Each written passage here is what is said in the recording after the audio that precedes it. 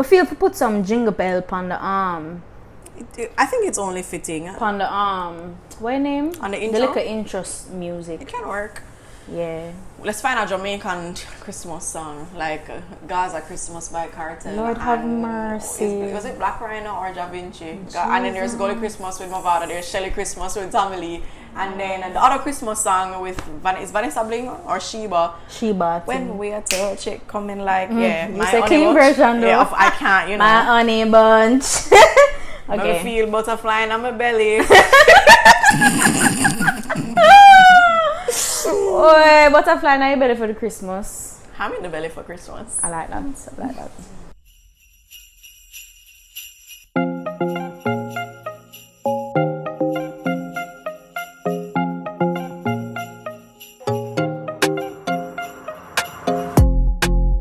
Hi everyone, my name is Tiana. And I'm Ashley. And this is WongaGyal, the podcast. Your favorite Caribbean food podcast. Why is it Caribbean like that? I don't know, I was just feeling the vibes. The Caribbean vibes. The Caribbean vibes, the body roll. But yes, merry and bright season, jolly jolly ho ho, it's Christmas time. Yeah, I'm very excited. Very excited. It's the WongaGyal Christmas episode. So by the time this episode airs, it's gonna be what, 2 days before Christmas? Not 2 days, couple days. No, maybe like a week. Yeah, couple days. So it's the last episode before our big Christmas feast, which is only fitting that we center this episode around traditional Christmas dinner. Yeah. I'm also very excited. I love Christmas, my favorite season of the year, without a doubt. Same. And it may or may not have a lot to do with the fact that, you know, we buy and give away gifts, buy gifts for people, get gifts for yourself, and we have a big feast. Yeah, for sure. It's all about the giving. It's all about the receiving. And receiving. Including receiving the food. I think everyone here, honestly, I feel like if you don't like Christmas dinner, if you don't look forward to Christmas dinner, you should not be listening to this podcast. And also, you should consider yourself very strange too, because I don't know which person doesn't look forward to Christmas dinner. Yeah, a Christmas dinner, I can't tell. I don't think I have a single memory in my head of not looking forward to Christmas dinner. So even if you're not looking forward to the Christmas season, at least on that one day, the food is going to make it worthwhile. Yeah. All if you know, you're gonna be real, you're gonna Grinch it out. Yeah, if you're a little Grinch. Like the little, you know, in the Grinch they have the Christmas roast beast. I watched it last night actually. Yeah, bro. Yes. So today we're really gonna talk about, you know, like Christmas in the tropics, Christmas in Jamaica, and kind of what that looks like in terms of the food culture on your Christmas dinner table. So Ashley, yes, when you think of your Christmas dinner staples, okay, what are they? So we're talking Christmas dinner on Christmas Day. On Christmas Day, not the Boxing Day dinner, not the New Year's dinner. So we're talking Christmas Day dinner. Number one, we have to have a ham, a very big ham. Nice ham leg. It has to be a ham leg, a pork as well. leg, piggy leg. We do roast beef. We never do roast beef. Yeah, we do curry goats. That's always on the menu. For everybody who might be bad minding Ashley right now, she live on a farm, yeah? So she have meat at her disposal. And if you guys would like some goat meat, you can send me orders because my father will be will be selling goat meat this year. Big up Sonny Farms, $1,000 per pound. $1,000 per, and it's actually, you know, I found out today that everybody else is selling it for $1,200 when I thought that it was expensive. Well, there you go. Hit up Sonny Farms for your curry goat needs. All right, so yeah, we have curry goat, ham. Those are two definite staples. Recently, as in the past couple of years, we've made shrimp a staple as well. We will have other meats that will be interchangeable, like meaning we'll have chicken every now and again, and different types, like different styles of preparing the chicken. A couple other meats, and then we always have a macaroni salad. Always have a potato salad. Always have a vegetable salad. Fried plantains, of course, and we have gunga rice and peas and white rice as well, and roti. Okay. So those are the staples, and then we'll add a different thing. So every year we'll do something new. Okay. I don't know what's new on the table this year. I have to make a decision. Well, yeah, I think it's the same with me in terms of like, of course, there are new things added. Like whenever mommy feeling the shrimpy spirit, she'll throw some shrimp. And I think one Christmas we had like ribs as well. Oh, that's nice. But in the Chung household, definitely the staples are the ham, and it's have to dress up in a nice glaze with the pineapple and the cherries, and we always have barbecue chicken. Really? We always have, of course, baked macaroni and cheese. That goes without saying. Has to be there. Has to be there. And we always have something that I love that my mother does, which is candied sweet potatoes. That's very funny because I've been considering doing that for the new thing on the table this year. Yeah, no, I don't think I've ever had a Christmas without candied sweet potatoes, and it's always like the sweet potatoes, and then she buys the jumbo marshmallows and then puts them on top. And so like to me, those things are Christmas. Because I mean, honestly, we're not a rice family really, so I wouldn't even say that rice and peas is even a staple for us, because I could go without rice and peas for the Christmas. I cannot go without macaroni and cheese for the Christmas. We always have macaroni, we always have rice and peas. But then also the difference between you and I is I grew up in a family of 5. And you have a lot of relatives. And then every year, everyone comes to my house for dinner without fail. So my mom and my dad, they cater for everyone. So not only do we have a variety of things, we also have to consider size as well. Yeah. And I think that's one of the reasons why mommy will do both white rice and the gungo rice and peas. But I love gungo rice and peas. I think it's better than red peas. We'll get into that. We'll get into that a little later.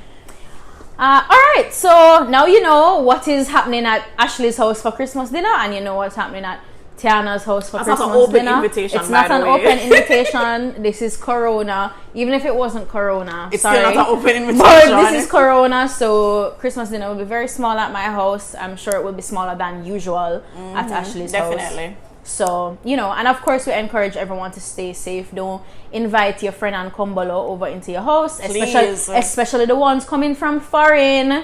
Just be very careful, be very healthy, and be very safe. Oh, we didn't mention one other staple that's always around for Christmas on the table. Sorrel. Well, I don't know if that counts as on the table because it's in the fridge. I mean, or it's at the bar. Or when you think about it, you don't have other events where that's centered up. But that's true. That's true. Sorrel isn't there. So that's true. Sorry, what happened? Yeah, Sorrel is ever there. Big up to Carrie Helper. Dor, she makes the best sorrel I've ever had in my life. Yes, and I already asked for my bottle. Because I have to have it. I have to have Dor sorrel. And you have to start doing the sorrel from early. Like Auntie Pat already makes sorrel. Yeah, I need to find out if week. sorrel making a Insta, because I would like to learn some more about what's taking place. So to segue from our personal family dinners and our own staples, in preparation for this episode, did a little research and I buck up an article from Loop Jamaica, big up Loop Jamaica. And I think this article came out last year. Yeah, December 12, 2019. And its title was 12 Must-Haves at a Jamaican Christmas Dinner. 12? 12. Okay. So I think it would just be appropriate for us to go down. Of course. To go down. And we can talk a little bit about each of them. So the first one is obviously ham. Of course. It is obviously ham. I don't think there has ever been a Christmas where I didn't have a ham. I very even distinctly remember my mother one year decided to not eat pork. And I remember she was like, I'm not doing a ham for Christmas. So, yeah. And I remember she did like chicken ham. To this day, I don't really know what really constitutes chicken ham. And I just remember being very upset that Christmas. It sounds like a violation of human rights to me. Yes. And I remember, because by this time both my parents were divorced. And I remember after we had Christmas dinner at my mom's house, which is where we lived most of the time, I was very adamant that I was going to my father's house so that we could go to my Auntie Pat's house just for the ham. So, by the way, I just have to big up Auntie Pat, because I had dinner at her house one year, and let me tell you, I think it wasn't even Christmas, I think it was New Year's Day. I don't know if it was because Tiana and I were drunk from breakfast party, but let me tell you, that meal, I think it was about 2 or 3 years ago, and it was just such a good dinner. Yeah.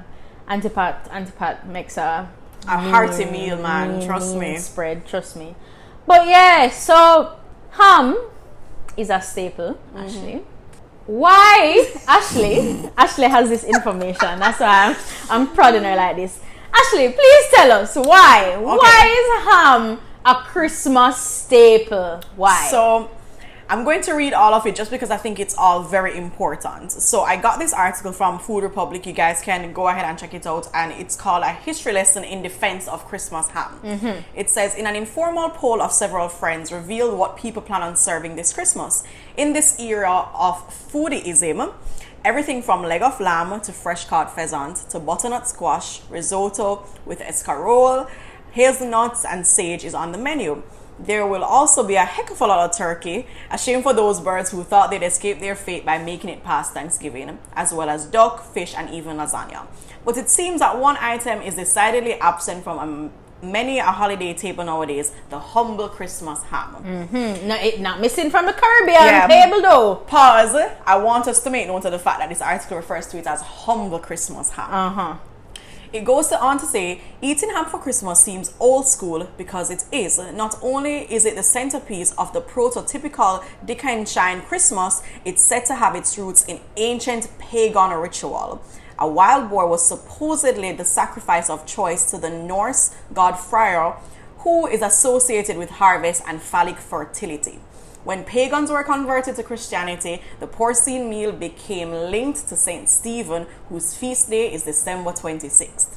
In the 2,000 years since, the Christmas ham became a sweet, salty staple of the holiday meal, festooned as was popular in the 1950s with whole cloves, canned pineapple slices and maraschino cherries, and glazed in brown sugar. Growing up, Christmas Eve may even have been spent feasting on meat pie with many French Canadian side of the family, but Christmas Day was done in the Anglo side. My grandmother would prepare 2 animals, a turkey and a ham, and the ham was made per the instructions that she revealed in the same article. So there you go. So we're basically hearing that the tradition of having ham for well, not even for Christmas, but towards the end of the year in December, comes from pagan rituals in Norse culture, and then of course, you know, Christianity came and took over. Everybody was converting everybody to Christianity, and suddenly it now became a Christian thing because it was now in celebration of saints, of converting and Saint Stephen. And then of course, so then you ask, how does it end up on the Caribbean Christmas dinner table? Well, duh, because the white people brought it here. I mean, we were colonized by them. And so, funny enough, reading in my book, you know, my book by B.W. Hickman, Jamaican Food, he does say that actually on the plantation, ham was not something commonly enjoyed by the enslaved. It was something that was enjoyed by the planters, by people existing in the plantation class. And so they were the people who obviously brought that to the Caribbean. And of course, I mean, you know, you had those nice, quote unquote, nice planters that would give the enslaved Africans some thing to enjoy for the Christmas. And I would assume that then that is how that tradition got passed on to what we now call Afro-Caribbean people. And I mean, I think it's kind of funny because, well, not funny, but how I can link the two as in a plantation society to contemporary society. Possibly Caribbean people see it as a means of advancement because this is what the planters used to have, and they always classified as in, and when I said they, I mean the enslaved Africans classified themselves below this class. So they would have said, eventually, my freedom could be signified by me being able to have a ham as a centerpiece on the table. Post-emancipation when you can have your first ham. And mind you, back in those days, ham was all imported. There was no local ham. Local pork was actually kind of frowned upon in that, 1800s, early 1900s period. So it was all imported. So I can very much, as you said, actually predict that, like, after emancipation is like, yeah man, when I can get my imported ham for Christmas. Because now you feel as if this is almost like a rite of passage, knowing that I can afford to, you know, import meat and have it on my table. And I only existed in a space where I saw it being had by people who are allegedly above me, and I only get scrapings from it. So now us as Caribbean people, a part of our tradition or something that we build into our culture is to praise it and to have it as what we refer to it here based on article, a centerpiece on the table. But you know what's funny though? I think, and this is something that I think this was my first realization of everybody is different. What I think is so common, like, come on, like, I honestly think ham is common. Like, unless you're a Rasta, to me... Pause. Yeah. I'm glad you said something about Rastas, because when the article mentioned pagan ritual within the context of wild boars and pork, and I was like, look how my college is going to run on top of how we're going to burn out pork because it's pagan business, this, and I just Did you see in the group chat today, he was like, he's burning out Christmas too. I saw something about Ethiopia, and I was like, I don't want to get involved right now.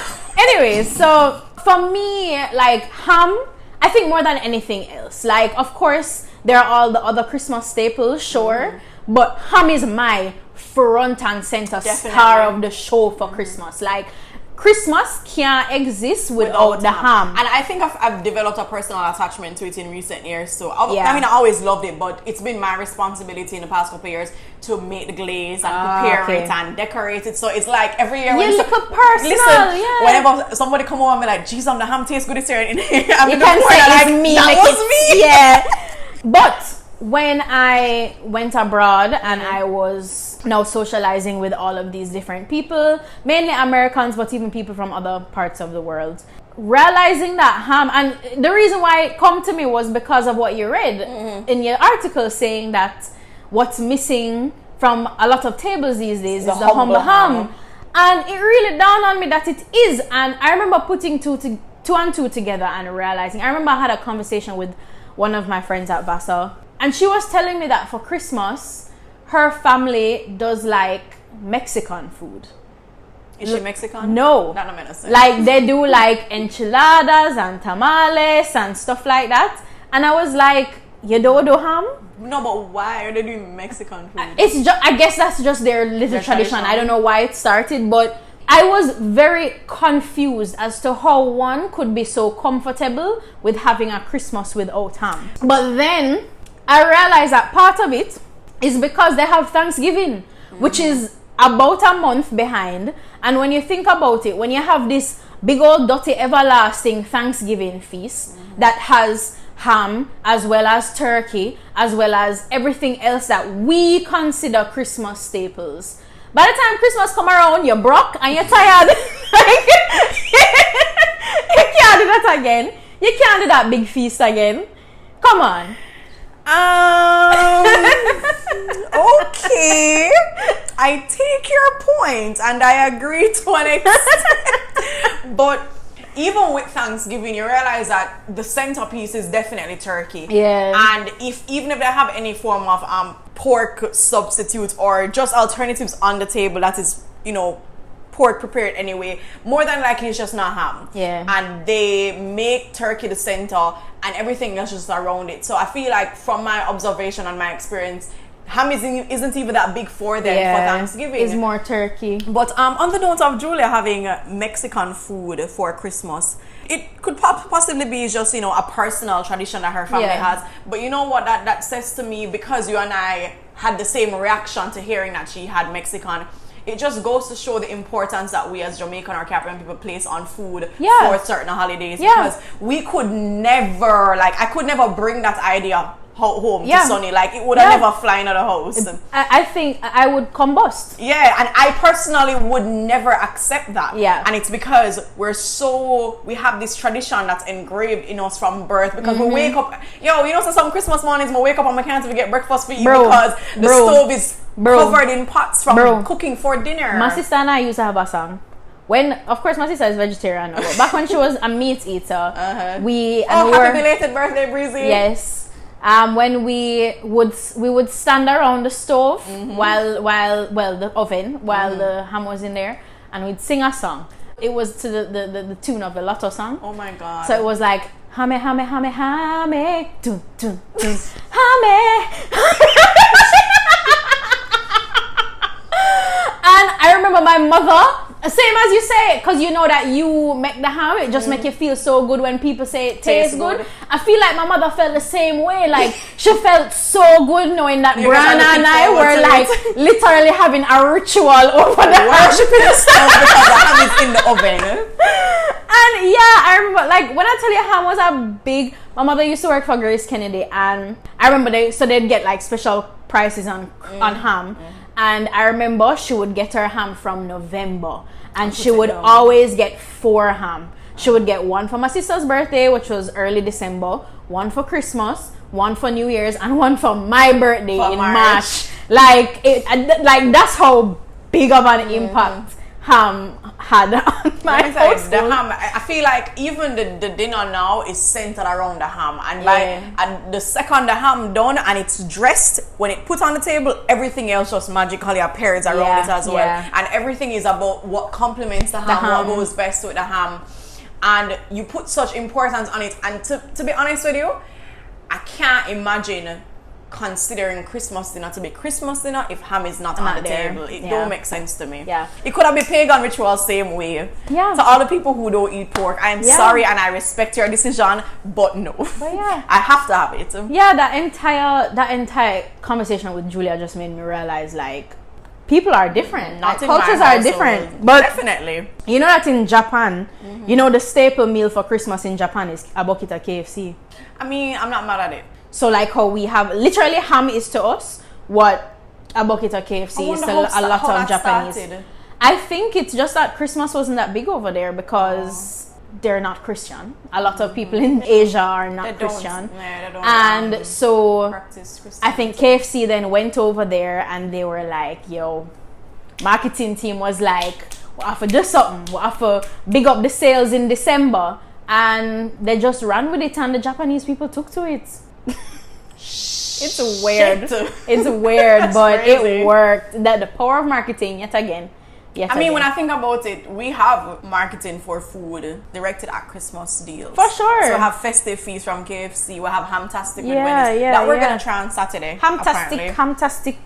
And it makes sense because even back then, Mr. Higman in his book did say that when the ham legs were imported, they definitely were marketed for the Christmas season. So it all comes about marketing plays a very large role in the Christmas season, definitely, especially as it comes to food. Because I remember somebody was saying that, or someone was asking the question why we don't see ham until Christmas. But the truth is, you can get ham to buy outside of Christmas. It's just that there is no point in bringing a large supply to the market when the demand is not there, right? Yeah. So you're not going to see the vast amount that you see now. You have fridge in supermarkets dedicated to ham only from the end of November straight until New Year's, right? So, I mean, it's marketing same way. Yeah. You realize that we're only on number 1 of the list. Let's go. Number 2, bringing it back to Loop Jamaica's thing. Number 2 is gungo peas and rice. Let's talk about it. Y'all gonna hate me. I do not like gungo peas and rice. I don't like gungo peas in general. I'm very sorry. I'm not surprised. You've been disappointing me with food for the past 3 or 4 episodes. I just don't like gungo peas. But funny enough, this article itself says, many, especially those from rural backgrounds, will remember the traditional gungo pea soup, a favorite appetizer before the main Christmas dinner. I don't eat appetizer for Christmas dinner because I don't eat no food from morning. So by the time Christmas dinner cook, I'm starving. That's true. But just the fact that they brought up the rural background thing, I have not conducted an official survey, but I have noticed that a lot of people who, you know, did spend time in country with their family or even grew up in country, those are the people who tend to like gungo peas more than red peas. My mother never really cooked gungo peas. I never spent a lot of time in country. That's probably why I don't like it. I didn't grow up eating it. My father used to try to grow red peas and I don't know what happened. And they were good for a while, but then obviously it's Christmas and I don't remember ever having red peas for Christmas. Really? Red kidney beans. Wow. So yeah, we've always. And whenever my mother buy the gungo peas for Christmas, she end up cook it every Sunday for the next 2-3 months because she buys so much of it and because we all love it. And gungo is a lot more expensive throughout the year, obviously. Really? Yeah. Is demand and supply. gungo more expensive than red peas in general? I think so. Interesting. Just because a lot of people don't want it that much, so whenever you go out of your way to find it, chances are it's gonna be. That's funny because people always hate on me for not liking gungo peas and rice. So one would think it was a more popular bean, but you only know. in Christmas, I think. Interesting. All right, so there you go. The second one is gungo peas. Third, sorrel. Everyone's favorite, of course. There's no argument against sorrel here. This is a sorrel stand podcast. We advocate for sorrel, we advocate for ginger in sorrel, we advocate for rum in sorrel. Yes. More rum the better sometimes, as long as it's kind of balanced out. Yes. Also, like you can't just do Ray and Nephew alone. You have to put liquor, red label. Wine. It's not sorrel without the red label. Yeah, like you have to. It's a blend of alcohol. Just like how you have to put the red label in the Christmas cake, you have to put the red label in the sorrel. Yes. Christmas cake. Yes, and we don't believe in see-through sorrel. The sorrel it's must be red. red. It's half red. It's It's have to put the cloves in there. It's have to have no flavor. It's have to be sorrel with ginger, not ginger juice with sorrel. Yes. And that's grounds for fighting. If you go to your family house and them give you ginger juice flavored with sorrel, then you can throw fists. Yeah, I agree. And for those who didn't know, sorrel is hibiscus. Yeah. Sorrel is hibiscus, and I didn't do research on this. I don't really know why exactly sorrel is so closely linked to Christmas. But I do know that, funny, like a lot of Hispanic cultures do have a drink similar to sorrel, as in it's made from the same plant, and most places actually call it like agua de Jamaica. Interesting. Because I'm not sure if it's a certain dialect of Spanish, but the hibiscus plant is known as Jamaica, which I thought was very interesting. For if you don't know, Jamaica is Spanish for Jamaica. So clearly. Okay, so I found something about why it's significant to Jamaica in Christmas. It says there's no Christmas in Jamaica without sorrel, a drink that is infused with ginger, sweetened with sugar, and spiked with white overproof rum. So it says something about how it goes well with curry goat rice, gungo peas, and rum cake. Many Jamaicans have the plant in their backyard gardens, and some use it not only to make the popular Christmas drink, but also to cool fevers, cure colds, and lower blood pressure. Right. Its popularity as a Christmas beverage likely stems from the fact that it is harvested around November and December, just in time for the festive season. There you go. For many years, the sorrel was only available at that time, but as the number of Jamaicans and other Caribbean nationals living in North America and the UK swell, you will find several different brands of the dried sepals for sale in supermarkets and health food stores. And I know Tru Juice they have sorrel all year round. They have sorrel available all year round now. But it works. Sorrel is red. Christmas colors is red and white and green. It makes sense. It's only so why not? Why not? Big up the sorrel. Alright, number 4 on the list is fruitcake. So I get to understand that a lot of people don't like fruitcake. Me not really understand. Me not understand why. It's so good. Me not understand why when I don't like fruitcake. What did fruitcake ever do to you? I don't get it. It's so good. But it is delicious. It is boozy. It is dense. It is moist. It is filling. It is sweet. It's sometimes like a spicy. I don't know. It's nice. And it just feels like the perfect thing to have an hour or two after the Christmas dinner. Because after you eat the Christmas dinner, you kind of park felt while you can't move. No. But then the first thing you will have after the Christmas dinner, after the second plate of Christmas dinner, is a slice of Christmas cake. Yes. And if you have like Christmas cake with a little scoop of vanilla ice cream, that's nice too. We're gonna do it this year. That nice. Trust me, just like a little. Just a little bit. Yes, so big up the fruitcake. And we love when it's heavy. Yes, please. It's nicer, when them say 2 pound is really 2 pound, yeah. Alright, number 5 is curry goat, which Ashley did say was a staple in her house. And I'm wondering too if it's a Christmas staple or if it's just because goat is just always available in my household. Because I know other people who are so excited about curry goat because they don't get it as often. But I mean, I grew up on a farm. If I did feed for curry goat one day, somebody just goes out there, go snap a neck, and everything is good for dinner. So having curry in my household is just associated with every single event. So you came to my birthday flex last year where we were just running up and down doing nothing at all, and there was curry goat prepared. Yeah. You came to mommy's birthday, curry goat was prepared. So it's the same thing for Christmas. Legend's birthday was the same. Daddy's birthday, Father's Day, Shanice's birthday. So it's not a matter of us. So that for you is less about Christmas, and more about just an event. It's just family tradition to have curry goat. Okay. Well, as I said, curry goat is not a must-have for me at my family dinner, but I know for my family in Florida, it is a big deal for them. Like them have curry goat. And I don't know if it's because, you know, you can't really just go any and everywhere and get curry goat in America like how you can here. So they make extra efforts to do it for Christmas. Yeah, I remember one time when we got Florida and my uncle did have Billy. Did I pose up with Billy? Did I drive Billy around the place? Like a dog? Billy had the taste of the good life. Billy was in the back seat driving to the mall. Billy was chilling. Like, Billy was a pampered goat. When you offer death row inmates a final meal. Yes, that was Billy. And then there we go, December 25th, Billy was on the table. Nothing wrong with that. Everybody knew Billy because he was floating around in the group chat.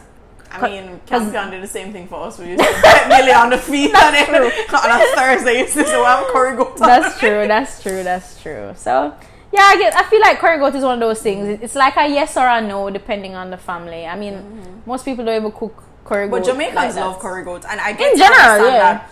It was kind of strange to me because my friend, he doesn't eat pork, but he eats everything else and he loves curry goat, and that's when I realized that a lot of people will shy away from the ham or just anything having to do with pork, but them just curry goat is like on top of the list of favorite food outside of chicken. Yeah, well, there you go, curry goat. Let us know, is curry goat a staple for you? It's not for me, it is for Ashley.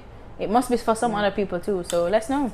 6 or 7 Jesus is salad, because 6 is salad, which is tomato. What? But yeah, they said that tomatoes are what Jamaicans refer to as salad. No. Okay. And then number 7 is tossed salad. Okay. So yeah, I feel like we put them together and everything is good. So 6 and 7 is salad. Yeah, salad. And I feel like that's meals in general. Have salad on the table. Like a greens. veg. We kind of balance out everything else. Yes. Like a raw veg.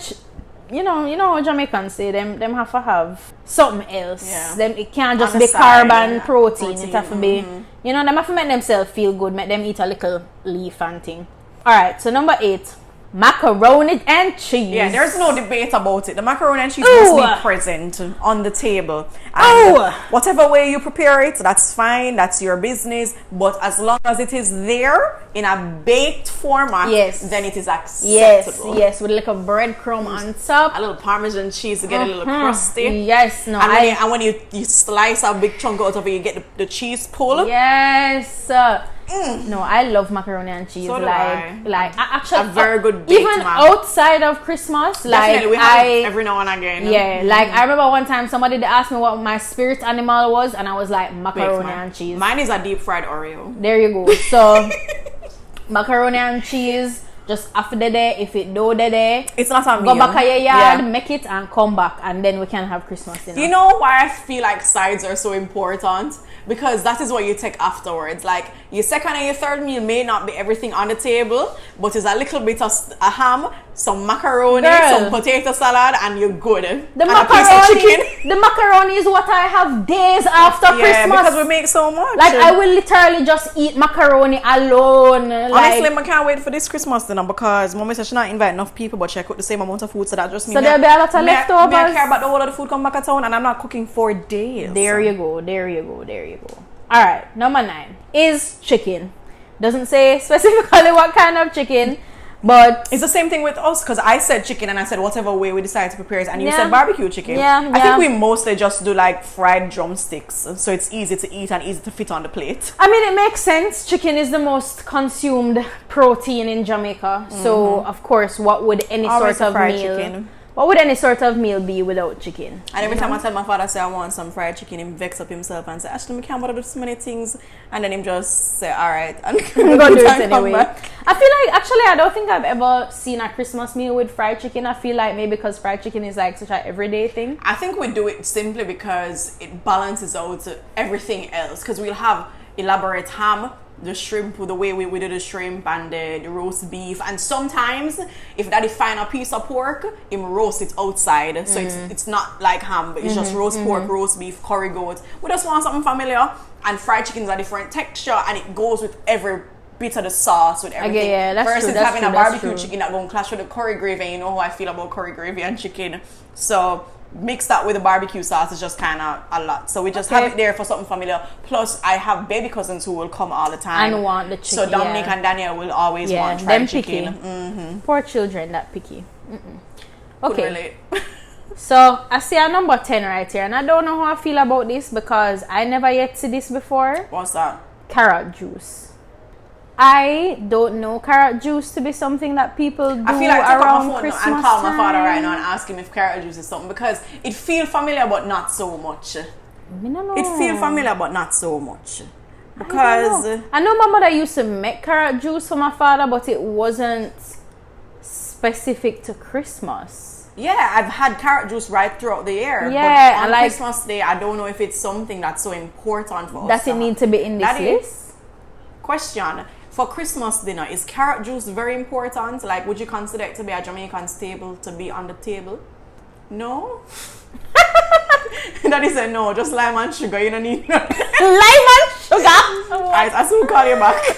Oh my God. Him say him don't know about no carrot juice. So disclaimer, after I recorded this podcast, I then asked my father about carrot juice for Christmas, and he says he remembers drinking it when he was growing up around Christmas time. So clearly, you know, some people really do have it as their Christmas staple and some people don't. So let us know, join the debate, join the conversation. Like, is it a dying tradition? Is it a country thing? Is it a Kingston thing? Is carrot juice a Christmas staple for you and your family? We're very curious. Please let us know. But as I say, I think it's because we have it all throughout the year. Seeing it as a staple for Christmas is kind of weird. But then again, everybody's tradition is different. Yeah. Anyways, if you've never tried carrot juice with dragon stout, it's so good though. Try it. It's so good. Try it and let us know how your life has been changed. Because it's bad. And it's going to be changed for the better. It's bad. Just putting it out there. Alright, number 11. Potato pudding. I don't know if that's a Christmas thing. But then again, it might be. My father make it in the days leading up to Christmas. It might be. Yeah. I feel like it's a nice thing to gift. We have cake, regular Christmas fruit cake, pudding, and then whatever cake is bought for everyone else. But it's not necessarily something that we have to have. I just know that he does it just because. Yeah, like I feel like if a Christmas went by and there was no potato pudding, like I would feel differently. I wouldn't miss it. Would I even notice it wasn't there? Probably not. No. Probably not. But pudding, but still, we not knock it. Love that shit. I don't love it. I'll eat Really? it, but I don't love it. Have you ever had the pudding in St. Anne? The one in Priory? Priory, yeah, I have. I don't know. I'm just not a big pudding person in general. Whatever. You know, as I said, the friendship is coming on that thread at this point. You know, the only reason why we're still friends is because we like ham. And KFC. Yeah, ham, KFC, and macaroni and cheese. That is what our friendship rides on at this point in time. And curry goat. Okay, we're getting better then. Yeah. So what's on the list? Alright, and the last thing is prayer. Which that was so cliche, but okay. And also a bit anticlimactic. It was a bit anticlimactic when I got there too. But it's funny though that they end with prayer and start with ham, which has pagan roots, and then them carry it back around to prayer. That's the duality of life. That's the duality of life. Well, I mean, at the end of the day, I guess it's up for debate, or just whatever your preferences are, meaning are you in a religious household or not. But I mean, a little grace. Thank you, Lord, for this food. Amen. Yeah. Bless the hands who prepared it. Simple. Like a prayer say carry you through the new year, and like a prayer say you're going into the new year. You know, nothing is wrong with it, I don't think. Neither do I. I don't think. We always make Legend pray because him don't contribute to the cookings of the day. Well, that makes sense. That's his contribution to the Christmas dinner. Him come and say a prayer. And that's some people, that's food for the soul. I need a date for Christmas dinner this year. I'm gonna be by myself and I don't love it. Sucks for you. I know. This is my second year with having a date for Christmas dinner. Must be nice. I'm about it. Would highly recommend. I've heard good reviews. Would highly recommend having a date. I will see how next year goes. We might have a mid-year Christmas dinner just to celebrate the fact that I would have a date. How about we do that? I'm not opposed to that. Okay, we're gonna have a Christmas dinner the end of February. And I'm not opposed to that. I'm not opposed to that. So guys, I know we chat off your ears, but that's, I guess, the roundup of the WongaGyal, the podcast, the Christmas episode. I feel like you guys learned a lot about us in this episode. Yeah, we've kind of taken you on a wild ride of what Christmas looks like in Jamaica.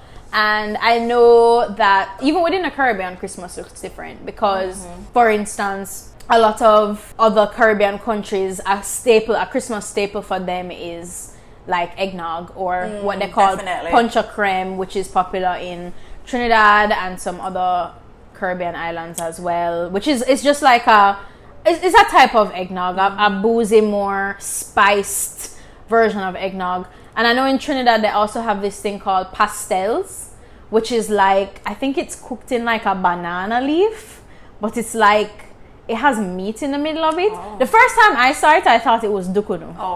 And then that's what came to mind when I got a banana leaf. And then I realized it actually has like meat and cheese in there. Very interesting. I didn't get to have one because I went there after the Christmas season, but that's a big thing for them. Something else that I've seen in recent years that has been, part of Jamaican Christmas dinner spread. And I say see because, every Christmas day, you wait for people to post the Christmas dinner on Instagram, Twitter, wherever. And I see that people been having fish and oxtail. Yeah, so they'll have couple fry fish and then them have a whole heap of oxtail a part of the dinner. And I actually spoke to somebody about it and they said that is one of their staples. Wow. Yeah. Well, I would think that fish is important, especially as we're coming into this time where a lot of people are becoming more health conscious. I feel like this is a time in Jamaican society where there are more vegans and vegetarians and pescatarians than there probably ever was. Of course. And no doubt about it. Yeah, and so I feel like you have to kind of make space for those people with altered diets. And I'm sure you have people with, it also comes back to different classes as well. Yeah. So I know that certain people have lobster on the table for Christmas. And they have a fancier version of rice and they have very nice cut ribs and stuff like that. And you know what came to mind when I said that too? I think it was for Thanksgiving. Spice posted her Thanksgiving dinner and she had lobster and fish on the table, and then it reminded me that I've seen fish on people's table for Christmas in Jamaica.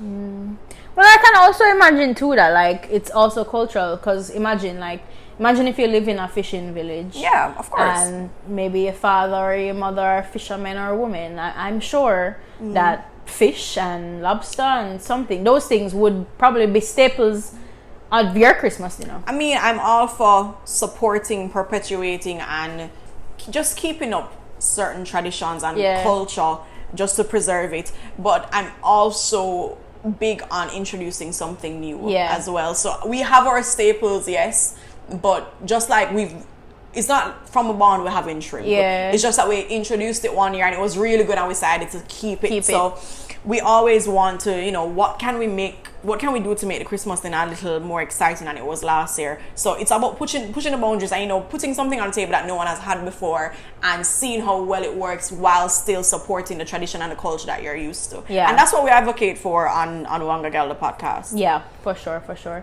So guys, is this our season finale? Yeah, this is our season finale. I think this is such a perfect season finale. My birthday, Christmas. Oh yeah, guys, Ashley's birthday is on Christmas, so message her and tell her happy birthday. Christmas Day. Yeah, Christmas Day. After this, we'll be going on a little break for January. Yeah, for January.